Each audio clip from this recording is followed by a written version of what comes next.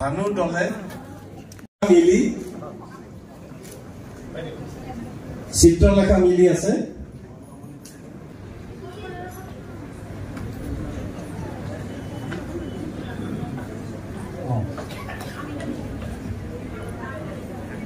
পঞ্চালতা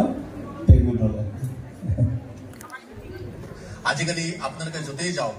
বিদেশত গ'লেও আপোনালোকে অসমীয়া ভাষাত ভাষণ দিব পাৰে তাত একো নাই বিজ্ঞানৰ ইমান চৰম সাফল্য হৈছে যে আপুনি যি ভাষাতে দিয়ক বিজ্ঞানৰ যন্ত্ৰই সেই ভাষাটো ইংৰাজী গুজৰাটী মাৰাঠা ইত্যাদি ইত্যাদি ভাষালৈ আপোনাক তৎক্ষণাত আপুনি কৈ যোৱা কথাখিনি অনুবাদ হৈ যাব পাৰে জানো সাপাহৰি গোলা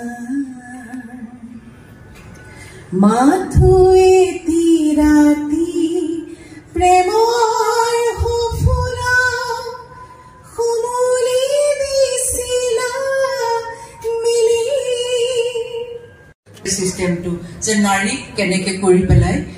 অৱশ্যে এতিয়া বহুখিনি সলনি হৈছে কিন্তু বহু যুগৰ আগত এটা সময়ত কেনেকৈ আচলতে হেমন্ত বিশ্ব